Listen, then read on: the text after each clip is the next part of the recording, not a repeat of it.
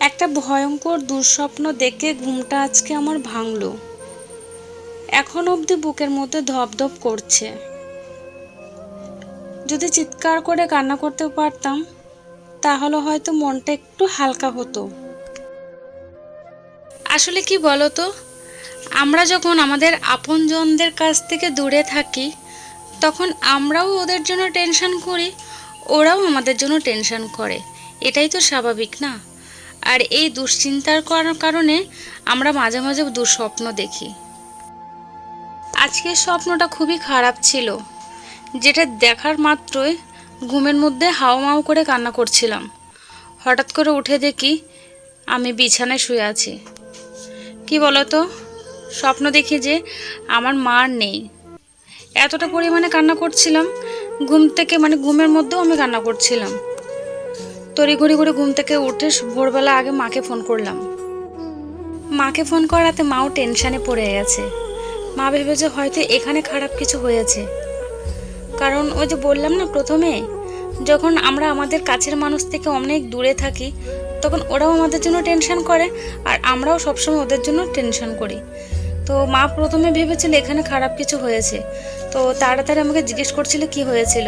তো এখানে তো কিছুই হয়নি, তো মাকে সবটা খুলে বললাম। তারপর কান্না করছিলাম বলে মা আমাকে শান্ত করালো, বোঝালো যে স্বপ্ন কখনো সত্যি হয় না। যাই হোক, মা মার মতো করে আমাকে বোঝালো। শুভ সকাল বন্ধুরা। নদিয়া জেলার ছোট্ট একটি গ্রাম থেকে আমি পূজা আমার ব্লগ চ্যানেলের পক্ষ থেকে জানাই তোমাদের সবাইকে অনেক অনেক ভালোবাসা, অনেক অনেক স্বাগত। আশা করছি তোমরা সকলে ভালো আছো, সুস্থ আছো। নতুন আরেকটি ব্লগে তোমাদেরকে সাথে নিয়ে শুরু করলাম আজকের দিনটি। তো আমার বন্ধুদের কাছে আমার অনুরোধ রইল ব্লগটা স্কিপ না করে সম্পূর্ণ দেখার। আর প্লিজ প্লিজ সবাই আমার সাথে থেকো, পাশে থেকো, আর আমাকে একটু সাপোর্ট করো। তো বন্ধুরা, মোটামুটি বাসি কাজগুলো আমার হয়ে গেছে। সকালে ঘুম থেকে উঠেছি, ঘর ঝাড়টা দিয়েছি, বাসি কাজগুলো করেছি। আর আজকে না সকালে জল আসেনি, তাই পাশের বাড়ি থেকে এক বালতি জল নিয়ে এসে থালা বাসনগুলো কোনো রকমে ধুলাম। তারপরে এদিকে দেখো রুটি বানাচ্ছি। কি বলতো, মেয়ে তো স্কুল যাবে, আর সকালে যদি ভাতটা করি তাহলে কি বলতো সকালে দুপুরে খেতে পারবো, রাত্রে আর খেতে পারবো না। আর যেহেতু আমরা দুজন মানুষ, অল্প কটাই চাল রান্না করি, তো সেজন্য দুবার রান্না করি না, যেহেতু গ্যাসে রান্না করি। তো একবারই যা করার একবারই করি। তো সেজন্য সকালে রুটিটা করি, আর তার সাথে যদি বাসি তরকারি থাকে হয়, আর না হলে কিছু একটা করে নিই। আজকে অল্প কটা বরবটি ছিল, আর বরবটি আর আলু দিয়ে ভাজা করলাম। আর এখানে দেখো 4-5খানা রুটি বানিয়ে নিয়েছি। মনা আর আমি দুজনে মিলে খাবো। তো সকালের খাবারটা আজকে এটা দিয়েই হবে। আর দুপুরে একটু লেট করেই রান্না করব, যেহেতু সকালের খাবারটা হয়ে গেছে, একটু ভারী খাবার রুটিটা। তো মেয়েও দুপুরে স্কুলে খাবে, আর আমিও দুপুরবেলা একটু লেট করে রান্নাটা করব।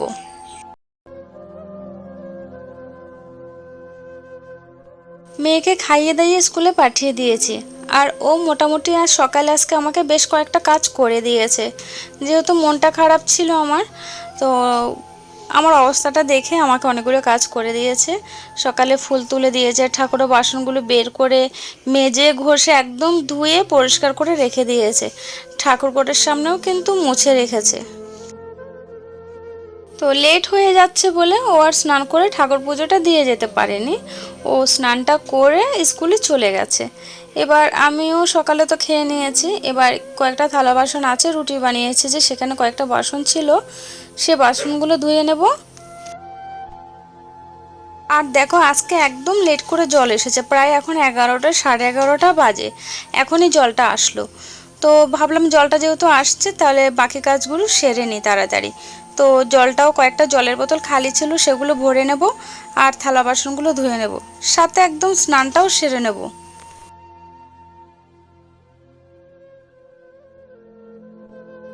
তো বন্ধুরা, স্নান করা হয়ে গেছে, স্নান টান করে একদম চলে এসেছি এখন ঠাকুর পুজোটা দিতে।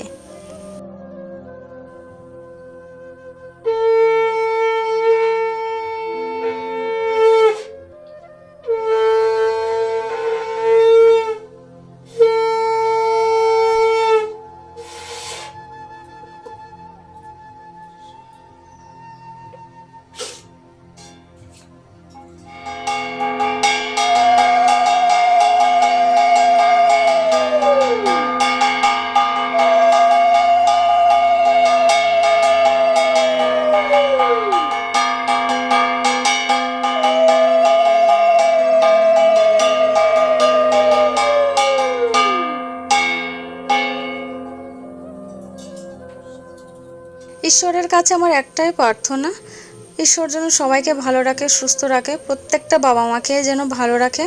কারণ একটা মানুষের জীবনে বাবা মাই হচ্ছে সবথেকে বড় বটগাছ। তো বাবা মার যদি কিছু হয়ে যায়, সে সন্তানের যে পরিস্থিতিটা কেমন হয় সেটা সেই ভালো বলতে পারবে, যার উপরে মা বাবার ছায়া নেই। ঈশ্বরের কাছে আমার একটাই প্রার্থনা, আমি যেন আমার বাবা মার আগে দুনিয়া থেকে চলে যাই। কারণ আমি বেঁচে থাকতে ওদের কিছু সেটা আমি দেখতেই পারবো না। ভগবান যেন তাদেরকে ভালো রাখে, সুস্থ রাখে। তো বন্ধুরা, এখন দুপুর প্রায় 1:30 বাজে। তো ঠাকুর পুজোটা দিয়েই আমি রান্না করতে বসেছিলাম। তো রান্না করেছে শুধুমাত্র আজকে ভাত করেছে আর ডাল করেছে, আমি আর কিছুই রান্না করিনি। আর দুপুরের সকালের একটুখানি ভাজা ছিল, আলু বরবটি ভাজা, আর ভাতটা করেছি, আর এটুকু কোনো রকমের রান্নাটা করলাম। তো মনটা বিশ্বাস করো খুবই খারাপ, খুবই খারাপ। তার কারণ হচ্ছে সকালে তো এরকম একটা স্বপ্ন দেখেছি, আর এখন একটা খারাপ খবর শুনতে পেয়েছি। সেটা হচ্ছে যে কি, আমাদেরই মানে আশেপাশে একটা কাকিমা, যাকে আমি সবসময় বাজারে গেলে চোখের সামনে দিয়ে দেখি, তারপরে ওনাদের নিজের ডাক্তারের দোকান আছে, ডাক্তারের দোকানে গেলেও দেখি। তো একটু আগে শুনি উনি নাকি মারা গেছে। আবার কি বলো তো, সকালে এরকম একটা স্বপ্ন দেখলাম, এত খারাপ একটা স্বপ্ন, এখন আবার এই খবরটা শুনলাম, মানে শুনেই না কেমন লাগছে। অ্যাকচুয়ালি সকাল থেকে মনটা খারাপ হয়ে আছে এরকম দুঃস্বপ্ন দেখার পর থেকে, তার মধ্যে এখন আবার এই খবরটা শুনতে পেলাম। তো শুনে সত্যি খারাপ লাগছে। যতই হোক উনি আমার কেউ হয় না, তারপরেও খারাপ লাগে না একটা মানুষ যে অকালে, মানে সুস্থ একটা মানুষ হঠাৎ করে মারা গেছে, শুনেও জিনিসটা মানে বিষয়টা খুব খারাপ লাগছে। তো বন্ধুরা, দুপুর গড়িয়ে বিকেল হতে চলছে, প্রায় 3:30 বাজে।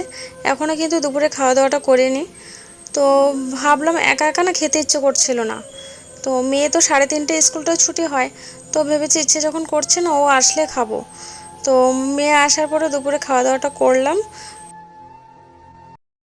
তো বন্ধুরা, তোমরা তো দেখিয়েছো দুপুরে শুধুমাত্র ডাল করেছিলাম, আর কিছুই রান্না করিনি। তাই এখন সন্ধ্যার সময় মেয়ে চলে গেছে পড়তে, আর আমি হাঁটতে হাঁটতে গেলাম দোকানের দিকে। বাড়ির আশেপাশে একটা দোকান আছে, তো ওখানে গেলাম, গিয়ে 2টো ডিম কিনে নিয়ে আসলাম। আর বাইরে দেখো কতটা অন্ধকার, পুরোটা জঙ্গল মতো হয়ে আছে, বৃষ্টি পড়ছে না চারিদিকে। ডিম 2টো এনে রেখে দিয়েছি, আর মেয়েও পড়া থেকে চলে এসেছে। তাই ঘরে তো কিছুই নেই, একটু পেঁয়াজ রসুন ভেজে তো 2টো মুড়ি ভেজে নিয়েছি। তো আমি 2টো মুড়ি ভাজা খেয়েছি, মেয়েকেও দিয়েছি। আর আমার আবার ঘাড়ে যন্ত্রণাটা বেড়েছে, কি বলো তো, টেনশন করলে ঘাড়ে যন্ত্রণাটা বেশিই বাড়ে। আর তাছাড়া ওষুধও চলছে না আপাতত। বললাম না যে আমাদের আশেপাশে না ওষুধগুলো পাওয়া যায় না, তো যেখানে পাওয়া যায় সেখানেও যাওয়া হচ্ছে না, ওষুধও আনা হচ্ছে না। তো এদিকে দেখো অপর্ণা মুড়ি খেয়ে আবার পড়তে বসে গেছে, কারণ কালকে সকাল 6:30টায় ওর পড়া আছে, তাই ও পড়তে বসে গেছে। আর এদিকে ওর বই কটা ছিঁড়ে গেছে, ওগুলো আমি ঠিক করে দিচ্ছিলাম। তো বন্ধুরা, চলো আজকে ব্লগটা এখানে শেষ করে, আর ব্লগটা কেমন হয়েছে অবশ্যই কমেন্টে জানিও। আর যারা আমার নতুন বন্ধু হয়ে ব্লগটা দেখেছো তাদেরকে অসংখ্য ধন্যবাদ আমার পুরো ব্লগটা দেখার জন্য। আর যারা আমার পুরনো বন্ধু হয়ে আমার ব্লগটা দেখেছো তাদেরকে অসংখ্য অসংখ্য ধন্যবাদ আমাকে সাপোর্ট করার জন্য, আমার সাথে থাকার জন্য। তো চলো ব্লগটা শেষ করি, দেখা হবে নতুন কোনো ব্লগে। ততক্ষণের জন্য সবাই সুস্থ থেকো, ভালো থেকো, সবাইকে গুড নাইট।